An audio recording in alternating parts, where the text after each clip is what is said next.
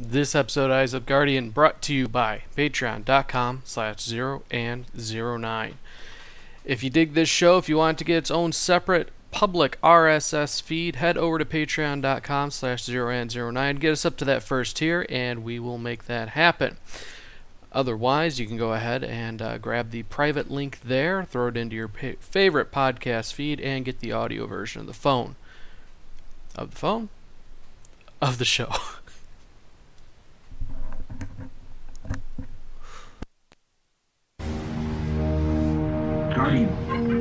Guardian? Eyes up, Guardian.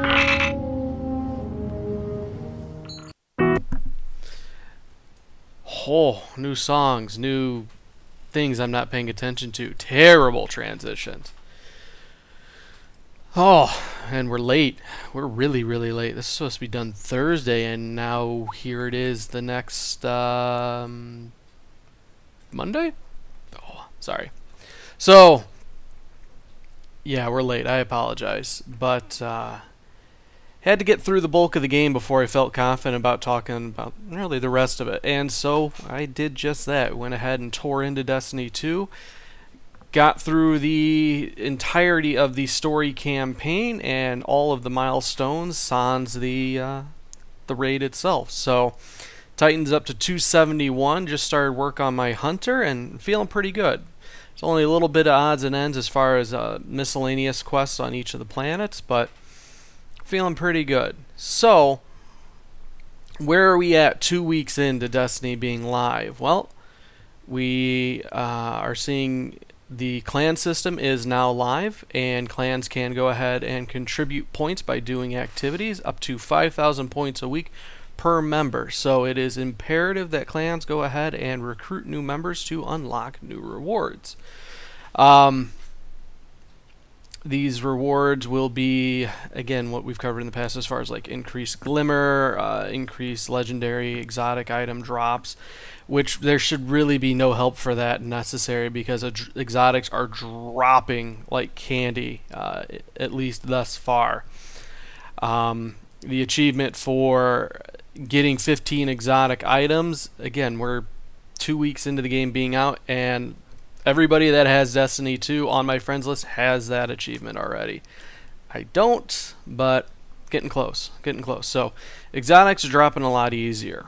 On that note, we had Xur stop in for his first appearance. Now, from Destiny 1, Xur would show up every Friday and Saturday, and you'd have to then collect those strange coins to go ahead and buy whatever wares he was selling. Usually it was 3 pieces of armor and a weapon, for the weapon being, or the armor being for Hunter, Warlock, and Titan, 1 for each. That trend continues in Destiny 2, but instead of strange coins, you go ahead and use the legendary shards. Prices for this time around were relatively cheap. Nowhere near as exorbitant as you would think, and that's a good thing with things starting off. They're around 23 for a piece of armor. So he's already gone by the time this show's gone live, but it stands to reason in the following weeks that it will be easy enough to go ahead and get items from him. Now, I don't believe there is a cap. Sorry, 1 second. Going to sneeze. Is it just going to tease me? No, it's not going to come. Okay. So, sorry about that. There doesn't seem to be a cap as far as legendary fragments or shards are concerned. I've heard reports of a few people on the subreddit saying, oh yeah, I've got upwards of 650. This would be a good sink for those. If they're not going to institute a cap, and we still may see prices go up on them as the weeks go on just to get a legendary sync on there. Otherwise, the legendary shards aren't really used for much at this time because vendors like Zavala, Cade, Lord Shax, they don't sell anything yet. You can still get rep rewards through them, which are a lot easier to attain this time around than in the first game, but they're not selling, sets of gear that you can just buy with the legendary shards outright. Sorry, I'm just going to like rapid fire spit out all the information that I have here until we get into a good format. The item level itself, there is a soft cap in the around 290 from what I've seen.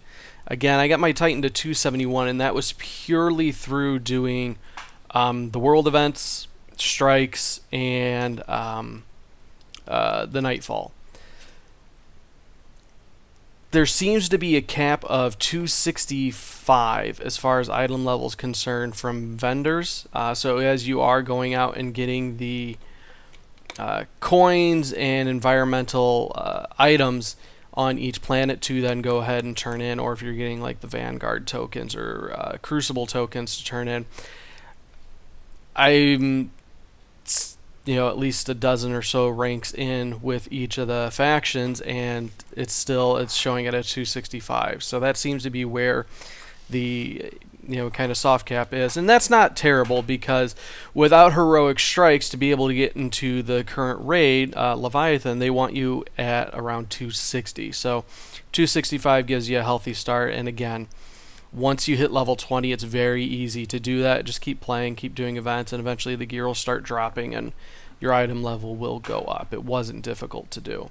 That being said, it's going to be extremely easy for alts now, because in addition to the items dropping at 265, you now have an entirely shared inventory, which is extremely nice.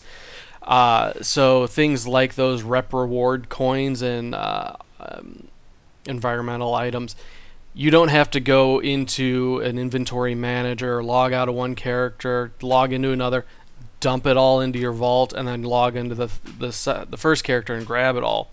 It's all just shared amongst them all. So what I've been doing is, as I'm progressing through the story mode on my hunter, when I'm done playing for the day, to just go ahead and log back onto my Titan, grab all the rep rewards, because those are going to be a guaranteed 265,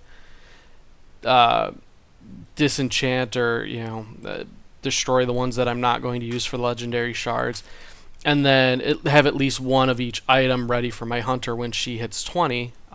Same thing's going to apply to my warlock. In fact, I got the exotic chest piece from Zur, because apparently it's the thing for every warlock to rock, and I can't say I blame him. He's got like 6 little golden cherub wings. It's pretty slick looking. Had a chance to run the Nightfall itself. What's up, Vanilkex? The Nightfalls aren't necessarily replacing... Doing fairly well yourself. They're doing... the Nightfalls aren't replacing heroics in the sense that while they are harder versions of the instances, and they have different modifiers on it to run, it's not like you have in Destiny 1 you would have the heroics of each dungeon. You could just queue up in a separate playlist for heroics, where it would be harder, there would be modifiers, but it would cycle out a series of the instances. With Destiny 2, the Nightfall focuses on one particular instance and has a set of modifiers that change out each week. I don't remember what it was for week 1, but week 2 you had the inverted spire. Modifiers were the weapons would change, or not the weapons, but elemental damage would change its effect. So you'd have like Void would be much stronger, and then Arc and Solar would be very weak. That would change about every 30 seconds to a minute, and then you had to do it within a 10-minute time limit. Now, there were certain areas where rings would appear, jump through the rings, and it had 30 seconds worth of time, but it was a very... It structured the instance in a way that you really had to pick and choose which fights you were going to engage in, which ones you just run right through. To the point where having it doing it with a random group, there is no matchmaking for the Nightfalls, but on Xbox One you have the looking for group system. Went ahead and tried about 5 groups through that. Now, bear in mind, I was sitting around 267 at the time. They want you to be about 240 to go into the Nightfall. Figure, you know what, item level's high enough, I should be able to just kind of blast through it. and get to the end. But the furthest we were able to get, we made it to the final boss. And bear in mind, nobody's communicating on these groups. They throw you an invite, and that would kind of be about it. You'd hear some breathing and nothing, no real communication going on. But we made it to the final boss, and he had maybe a third of his life left before time ran out. And unfortunately, it's not a thing where if you're actively engaged with the final boss fight and timer runs out, it still continues. As soon as time runs out, the instance shuts down. So had to engage in the guided game feature through Destiny 2 itself. So this one has clans putting up postings like, oh, hey, we can run you through the raid or through the Nightfall. And you have to sign like this online agreement that you're willing to like swap out weapons and that you'll pay attention and listen and you'll be an active player and be friendly and not a douche, essentially. And so signed up for that, and in about 3 minutes it matched me with a clan. So 2 other people then ran me through it, and they explained how it's supposed to work, which, again, I already run it 5 times, so I had the idea. I just didn't have a team capable of running it. And holy hell. I think they were, I'm going to give them a little shout out, the Pastafarians on Xbox One. These 2 guys, they just blasted through the Nightfall. We cut it kind of close at the end there, but we still beat it, and they carried me. Like, I've always thought I was relatively decent at Destiny, especially in PvE situations, but it was bad. They carried my ass, and I felt terrible.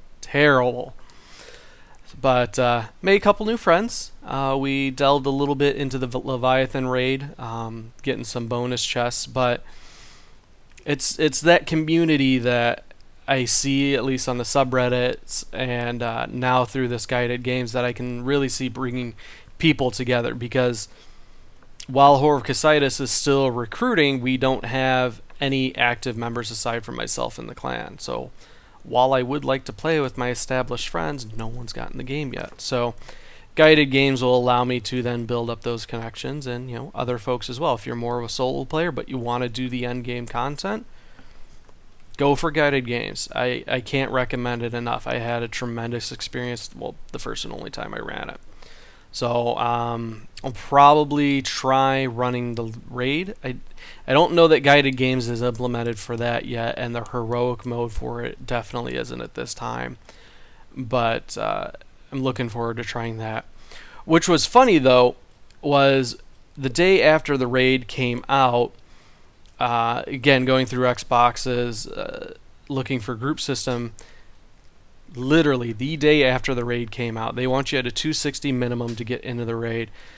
Nearly every post wanted you to be at 280 or 290 and knowing all the fights.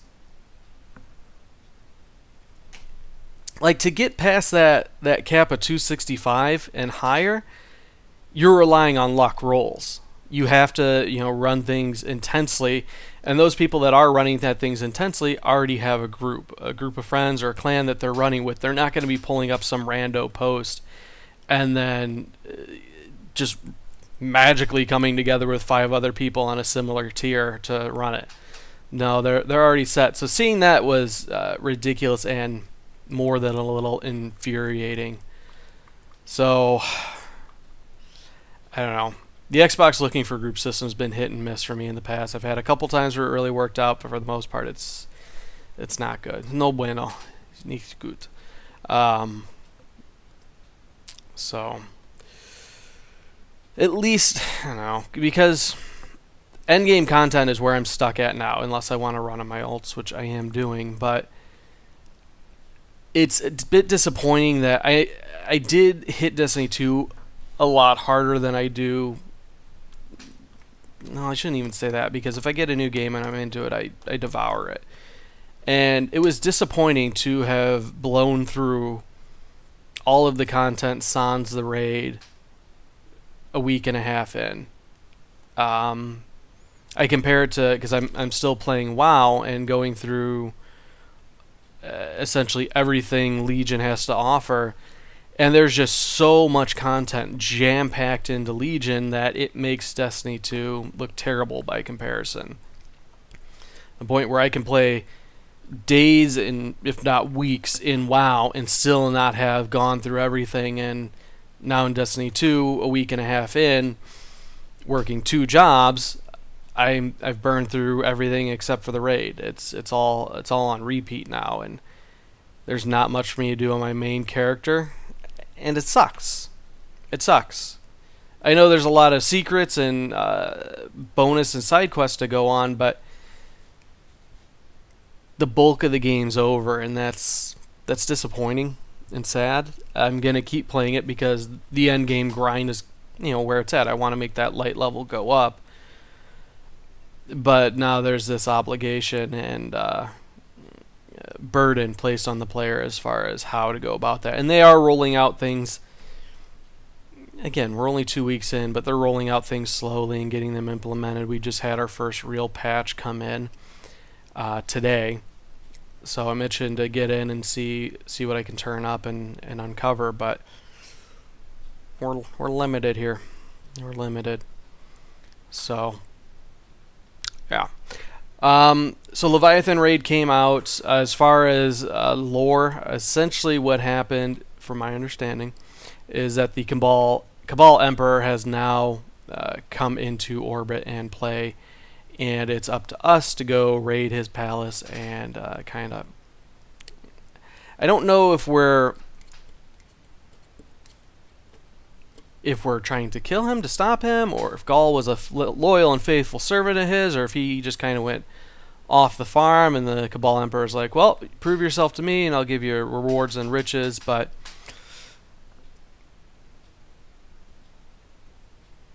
I don't know where exactly I want to go with that. Kind of sick of the Cabal at this point. I'd like to see them go away. I want to see a new enemy. I want to see a new faction. I'm tired of the rehashed, Fallen, Vax Cabal, and Taken. And the Taken were just rehashes of everybody else with a different skin and some new abilities. So it's frustrating in that regard too. But well, where was I gonna go with that? I don't remember. I lost my train of thought. Oh, yeah. So the raid itself is apparently extremely difficult because of the amount of cooperation required amongst team members. Again, it's 6 players per raid, much like the first game was. But from what I've seen on YouTube walkthroughs and talking to other people playing the game, every person has at least 1 job role assigned to them on each fight or section, and sometimes there's 2 or more job roles they have to fulfill. And it's not a matter that you can carry somebody through a fight. If one person screws up their active job, then the entire group wipes. There's no, kind of offloading duties if you're new or relatively inexperienced. So it took the World First Clear several hours to figure out all the mechanics and get through. And some of the clans that I'm talking to now, they still haven't even beaten it because of how difficult it is. Apparently the fight with the hounds and in the pleasure garden itself is notoriously difficult, so interested to see if I can get a group and get that run through, and then give you, opinions on that next week. But good luck to anybody that is trying to run it. Bungie had its first... It's weird not having somebody else to kind of talk and have nice easy transitions, but screw it, one mic show, we'll get through it. Bungie had its first controversy with Destiny 2 in the emblem for Hunter gear. Apparently, it very closely resembled a alt-right flag. So, I don't want to give too much airtime to Nazis, but essentially what broke down is that there was a Nazi group that, or alt-right, whatever you want to call them, Nazis are Nazis, that had created a flag that very much resembled an old Nazi Germany flag with the black bars going across and up and down, and then instead of red it was green. They had a 4chan clover in the corner, and then in the center was Keck spelled out or designed a unique little way. And the hunter gear itself was a very similar green running down the sleeve with essentially Keck on the armband with the black bars. And so immediately they got some flack once the item was uncovered, and then vowed that they would go ahead and patch the item out of existence with the new patch, which is today. But beyond that, they just apologized, said it was unintentional, and these things will happen because it's not like you have one person in a department who's like, all right, go ahead, this is your burner computer, find all the hate speech out there and make sure we don't have anything resembling that in a game.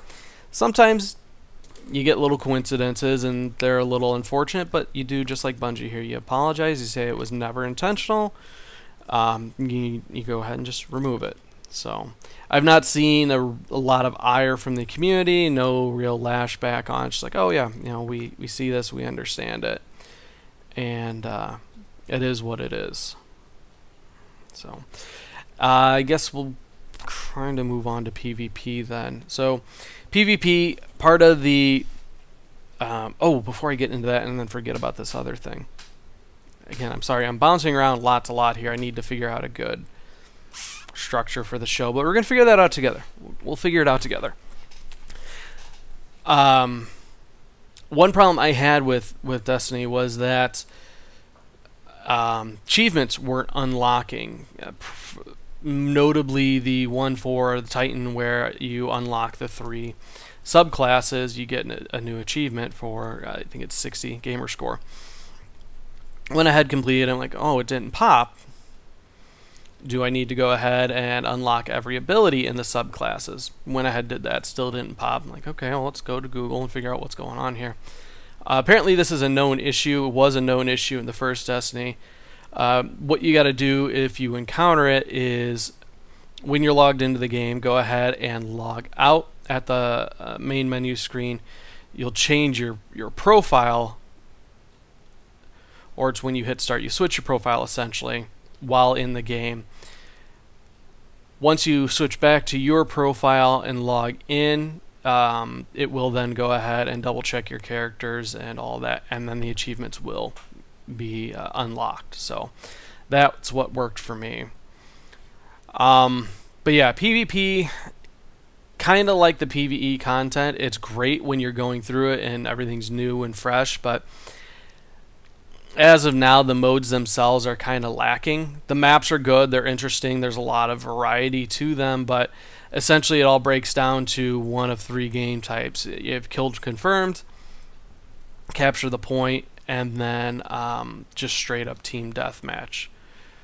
Competitive mode is a little bit different from the casual, where there is a set number of lives for each team. Once you've exhausted all those lives, there is no more respawning allowed. It's a lot more intense, and I noticed in that particular mode there was a lot more pre-made teams rolling in with the same clan name. So it's a lot more difficult if you're a solo player to get into the competitive scene unless, again, you have a team. But I don't know, I really, really liked PvP in the first Destiny, and it's very good in this one, but some of the core mechanics themselves have changed, in the sense that the first Destiny, I was, as a Titan, the Sunslinger, essentially the solar subclass.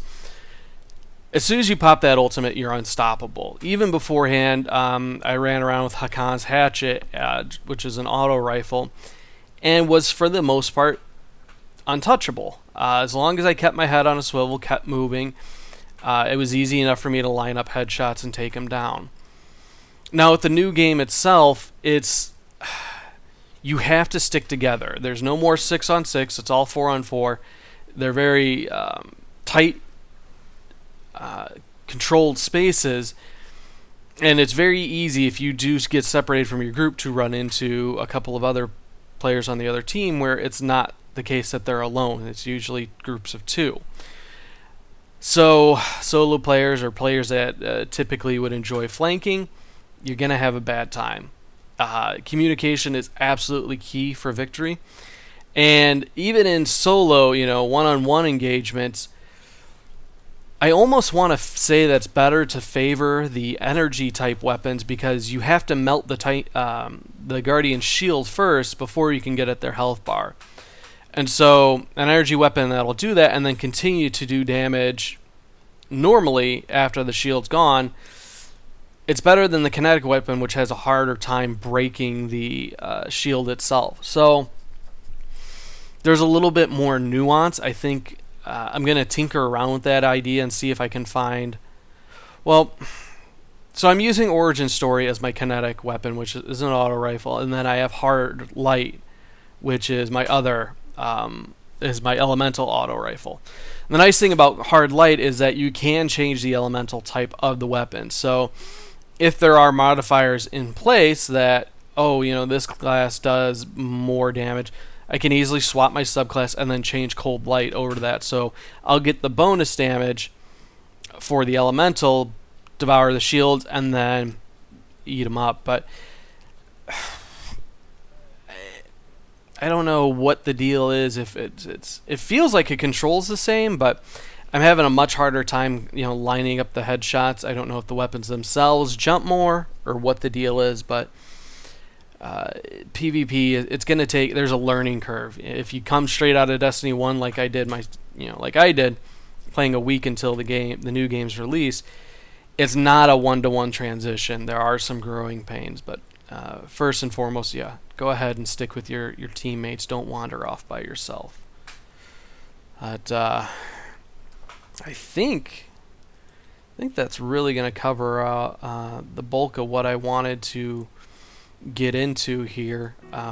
Got some new outro music we're going to test around. Again, format for the show itself is going to be changing around as we go week to week and cover topics, but we're going to be back on track now that I've had a chance to get through the game. Hopefully we'll get a little more in-depth technical analysis with the next, going forward, do a little more research and have things to talk about aside from first impressions. But if there's something you want to talk about, or thoughts on essentially, if you want to write the show, don't I just say that? If you want to write the show, it's eyesupguardianpodcast@gmail.com. Go ahead and shoot a message there, or you can hop in the live chat at twitch.tv/0and09. Typically record this live Thursdays at 9 a.m. Central. And of course, you can always grab the audio RSS feed over at patreon.com/0and09. If we hit our monthly goal, then we can go ahead and make a public feed. Otherwise, the video feed will go up on YouTube over at my channel. But I guess we will see you Thursday. Yeah, Thursday.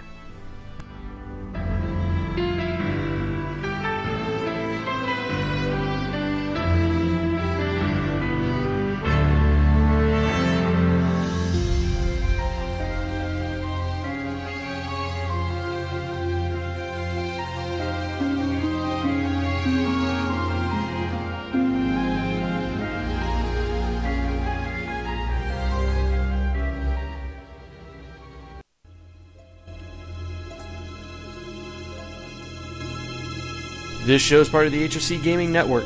Get more at horrorofcasitis.com.